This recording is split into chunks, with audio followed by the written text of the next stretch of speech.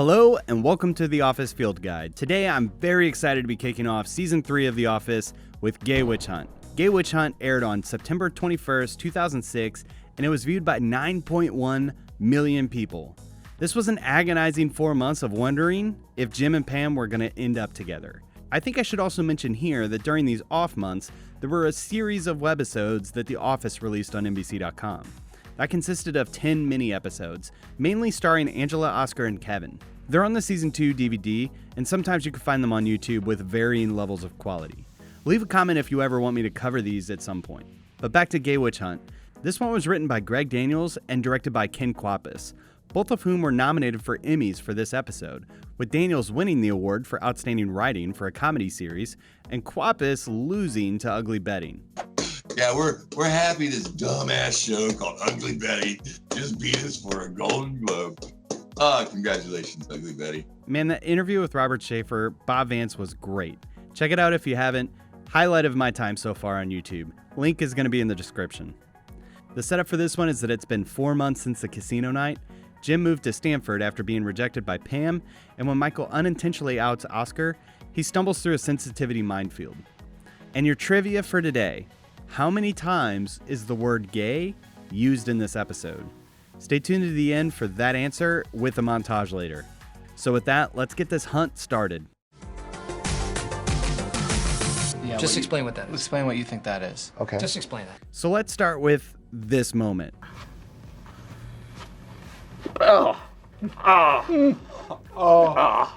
This was completely unscripted.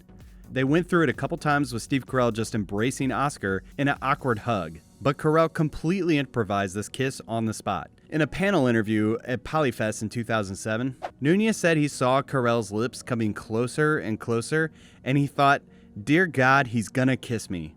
And sure enough, he planted one on my face. And while this moment led to shock and awe from us, the audience, in our homes, these reactions around the room are genuine, and staying in character for them must have been quite the task.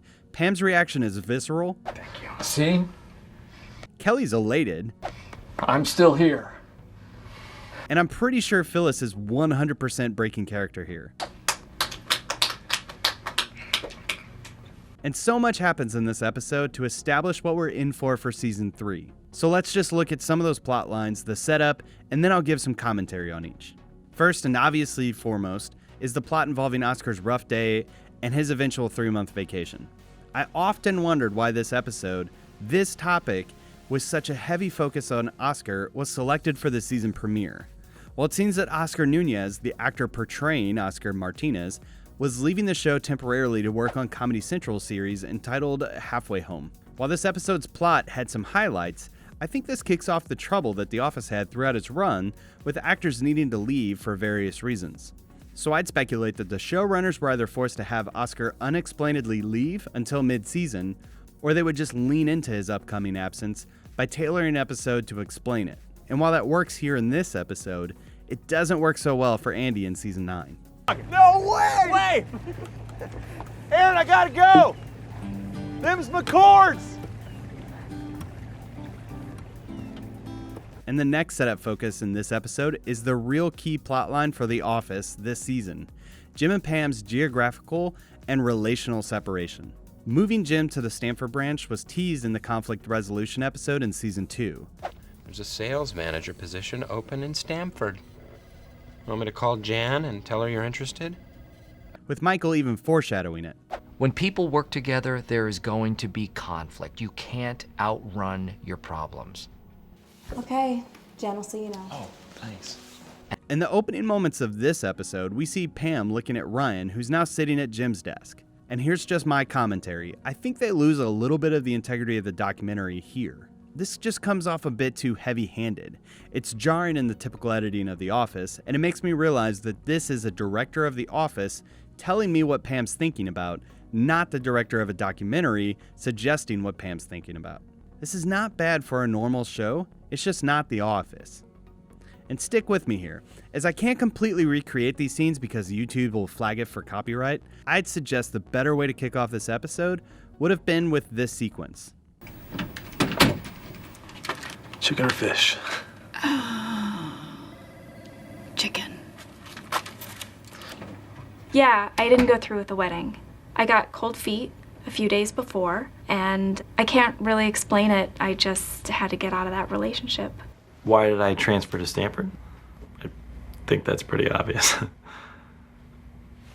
I got promoted. You have no idea how long I wanted to do that. You really gonna marry him? Jim is gone. He's gone. I miss him so much. False. I do not miss him.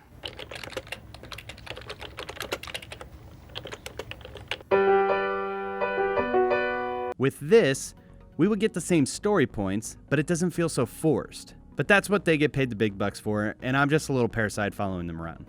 But we do get some great moments later in this episode. We see Pam react to Michael and look at the person next to her, and this is typically where Jim would be. It's simple. We get everything that she's going through in the breaks of the jokes. Homo sapiens. Gays aren't necessarily who you think they are, people. I mean, anybody can be gay. And the same thing happens to Jim almost immediately. What should stand in their way?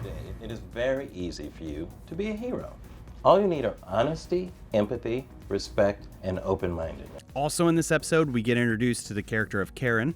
I don't know how well he's fitting in here. He's always looking at the camera like this.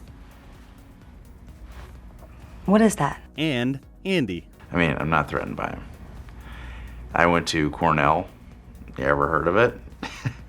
I think Andy is the fill-in for Dwight as the annoying salesman, which I'm glad they didn't just replicate another Dwight. Instead, they swung in a completely different direction. I'll tell you that Andy truly has some great moments in this series, but I honestly never expected Ed Helms to stick around the show for as long as he did.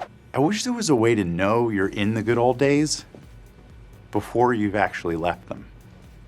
And then in Gay Witch Hunt, we have one last big setup, which is the downsizing plot that has been looming around since the pilot episode, is finally going to start coming to a head in this season. But I'm dying to talk about Michael in this one, so let's just jump into that deeper meaning. Why don't you explain this to me like I'm 5? Okay, the office has tackled diversity, healthcare, sexual harassment, drugs, and now they're taking on homosexuality. All right, everybody in the conference room. I don't care if you are gay or straight or a lesbian or overweight. Just get in here right now. I keep seeing comments on Reddit and Facebook suggesting that the Office reboot would never work in today's hyper-offended culture. And there's probably some truth to that, but sometimes I think that sentiment comes from a misreading of controversial topics presented in this show, rather than what is actually seen. This episode is similar to Diversity Day. Even Larry Wilmore makes a reappearance in the Stanford branch as Mr. Brown. Though Michael says insensitive things or is making insensitive jokes, those lines are not the punchline in and of themselves. For example, take this clip. You don't call retarded people retards. It's bad taste. You call your friends retards when they're acting retarded. Okay, and let me, Chris, be really clear here. I'm not a fan of that word, and I'm sorry if it's offensive. But what is the joke here? It's not that Michael is so funny for using that word, and that people should just have fun with it. It's that Michael is oblivious. That's the joke. That's the joke in Diversity Day. That's the joke in sexual harassment. That's the joke in drug testing. And that's the joke here in Gay Witch Hunt. I would be the most flamboyant gay you've ever seen. I would be leading the parade covered in feathers and... Instead, I think we're meant to learn what that ignorance impact would have. I don't think I can work here any longer. This has been the worst, most backwards day of my life. You misunderstand. Okay. And based on this title, Gay Witch Hunt, I really wanted to take this into a Salem witch trial direction. I just don't think the episode supports that, though.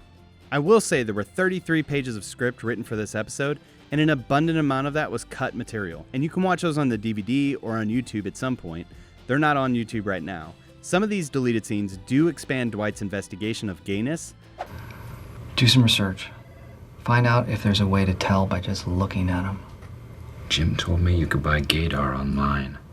So in another universe, there probably was an episode that was probably cut to reflect some of that Salem stuff a little more clearly. But as it is, what are we to gather from this episode? Well, I think if you take a look at it as a whole, incorporating the Jim-Pam plot lines as well, we see that secrets that are revealed have consequences. Michael inadvertently reveals Oscar's secret, and both of them are reeling for some sense of normalcy throughout this entire episode. Jim confesses his feelings to Pam, and Jim and Pam and Roy are all reeling for some sense of normalcy. And then there's this sequence, which I might be reading too much into, in which Angela seems to be implying that hand sanitizer will clean her of the dirt revealed by Oscar, and thus return her to some sense of normalcy. Whereas Meredith comes by and drinks some hand sanitizer to return to some sort of drunken normalcy.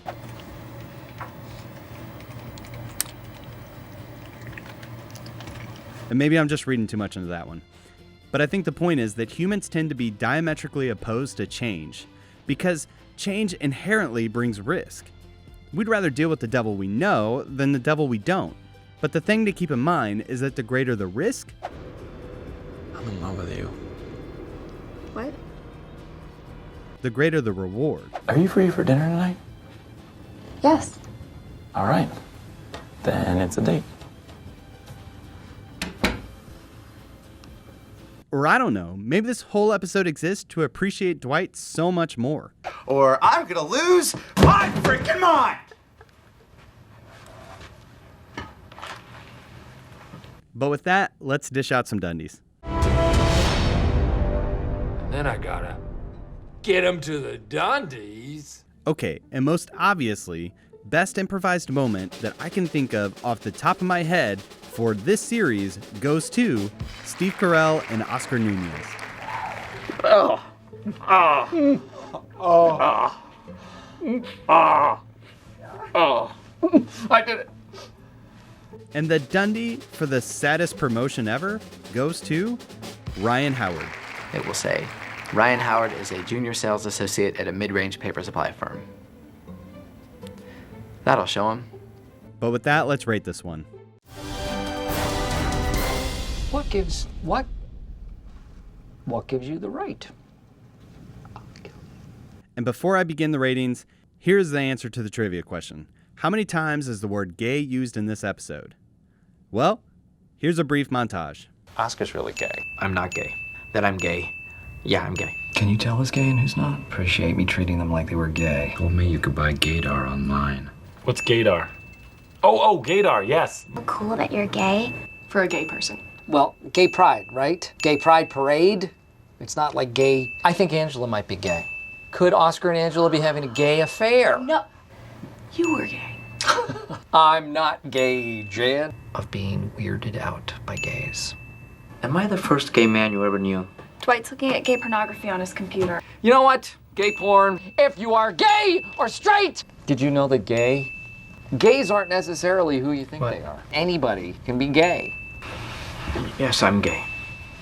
Because gay marriage currently is not. I think all the other office gays should identify. Of course, we all thought you were gay in high school. Is gay good? If I was gay, I would be the most flamboyant gay you've ever seen. Michael appears to be gay too, and yet he is my friend. I guess I do have a gay friend. 35 times. Kids, sometimes it pays to be gay. 36 times. Well, that's fun. Now let's rate this thing. I'm going to say something that might tick some people off. I don't really get why this episode is listed as one of the best episodes of The Office. I think the Michael and Oscar moments are really good, and the Jim gaydar prank is awesome. I even think that Michael's ignorance throughout this entire episode is spot on. It's a perfectly fine episode of The Office, but I don't think it's the best ever. I'm going to have to give this cold opening and this episode a 4 out of 5. I'm ranking them together because a cold opening isn't a traditional cold opening, but I won't fault it in this case because this was a season premiere hinging on a cliffhanger, so they really needed to get right in and resolve that. And while this episode is great, I also wonder if they just wanted to give those awards out, and this was the best episode that they could give in the current award cycle. But that's just what I think about this episode. What do you think about Gay Witch Hunt? Leave it in the comments. I'd love to hear what you have to say. What's your favorite bits? What's your favorite parts? Do you disagree with anything I'm talking about? Leave it in the comments. You think this is the greatest episode ever? I want to hear about it. Next week, we're going to be talking about the convention, so stick tuned for that. Subscribe if you haven't. Like this video. It helps me out. Thanks for watching, and we'll see you next time. At least we put this matter to bed. That's what she said. Or he said.